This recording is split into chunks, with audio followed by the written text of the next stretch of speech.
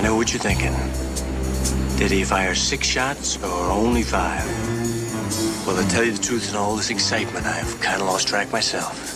But being this is a 44 Magnum, the most powerful handgun in the world, and would blow your head clean off, you've got to ask yourself one question. Do I feel lucky? Well, do you, punk? The movie Dirty Harry was famously labeled as fascist by a respectable movie critic, Roger Ebert. And one of the reasons that Ebert in his interview gives for labeling the Dirty Harry movie as fascist is because the movie opens with a scene in which Dirty Harry, in a very nonchalant way, kills a group of black nationalists that were robbing a bank, perhaps Black Panthers doing their crimes for the revolutionary cause. But wait a minute, I can already hear somebody say just killing criminals, whether they are right-wing or leftist, extremist, is something that police officers are just expected to do. It is essentially a liberal position. A Joe Biden position is that cops should kill criminals, even if they happen to be leftist revolutionaries that perhaps do have a just cause. And I do agree that the opening scene in and of itself definitely does not make a Dirty Harry movie fascist, but also let us remember how America looked like in the 1970s. In many aspects, the 1970s were eerily similar to the United States of today. The entire country was very politically divided, and Richard Nixon was also a very divisive political figure. The Vietnamese War also, and Dirty Harry was actually a response, Don Siegel's response to all these anti-war, pro-hippie, liberal, leftist movies being produced at the time. But what is interesting is that Dirty Harry's position is not simply that we can't use violent methods against the system and that we need to preserve our liberal system, even if that means tolerating a certain dose of systemic injustice. On the contrary, Dirty Harry is a guy that often breaks the law, even breaks constitution if necessary, if in doing so he is actually doing what the silent majority wants, as Richard Nixon would use the term. So to kind of lay out the political philosophy of Dirty Harry in a more concrete way, I believe that the movie is actually saying that on the one hand, Black Panthers are not justified in their revolutionary violence because they do not represent the will of the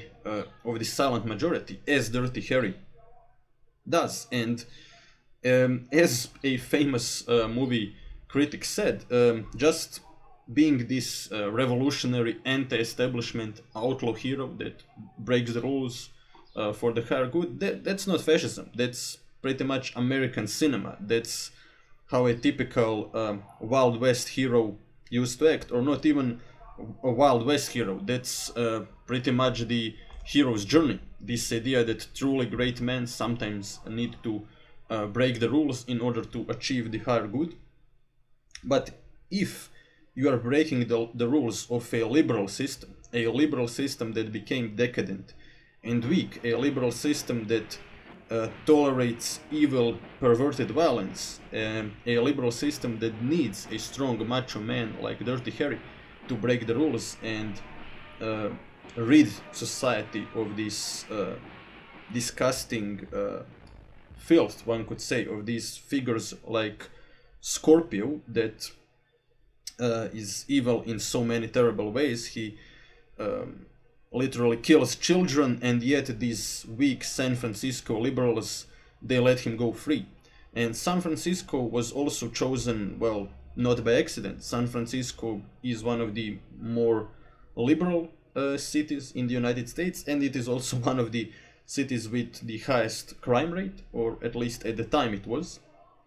And in the eyes of many even moderate right-wing people, San Francisco actually symbolized this liberal decadence that existed in the United States at the time, and Dirty Harry was definitely making a statement against this liberal decadence and against this weak lawlessness that was born out as a product of weakness of liberal governance. And if we take that political context into account, if we realize that Dirty Harry here is actually rebelling against the liberal establishment, then the situation actually kind of reminds us of what happened in the Weimar Republic when Hitler and the Nazis, or we can even go with Mussolini and his fascist party, made a case against the weak liberal system that was not actually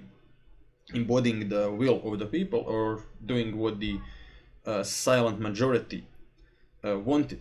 So Eastwood, when necessary, he tortures this criminal, and he even says, "I'm all broken up about this man's rights." So, and we agree with him, because Scorpio is truly a sickening character. So, yes, on the one hand, I do realize that we can just watch this movie as a modern version of the hero's journey, but I would argue that actually the ideology of fascism imitates hero's journey, simply because the hero's journey, as laid out by Joseph Campbell and many other authors, is a very effective way to get the people on your side, to present us with this heroic figure that needs to break the rules, and then ask you to sympathize and to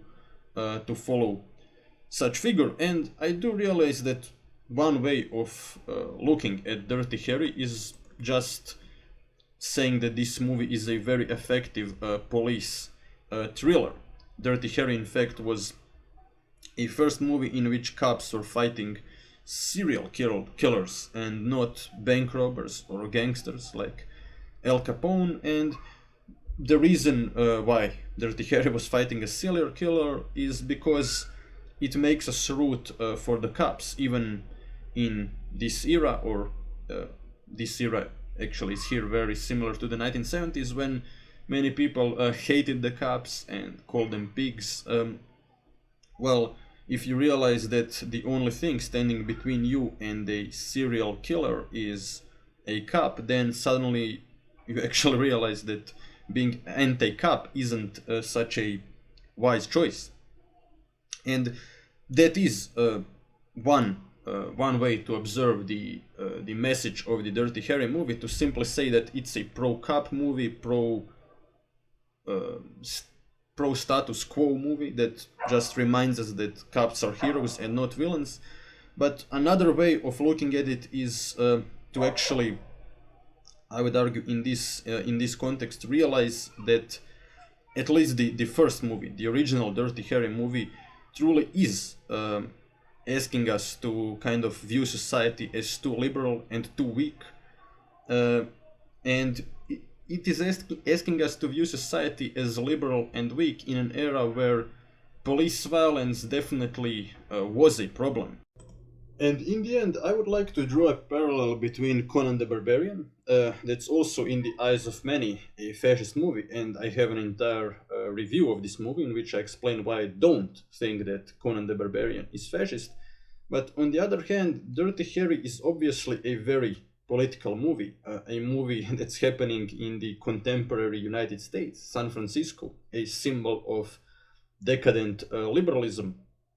Which is why I think that there is a much stronger case to be made that Dirty Harry is a fascist movie. And while analyzing movies and trying to determine if they have fascist elements in their line of thinking or not, I do think that the Francesco Franco quote is a good way to describe fascist philosophy.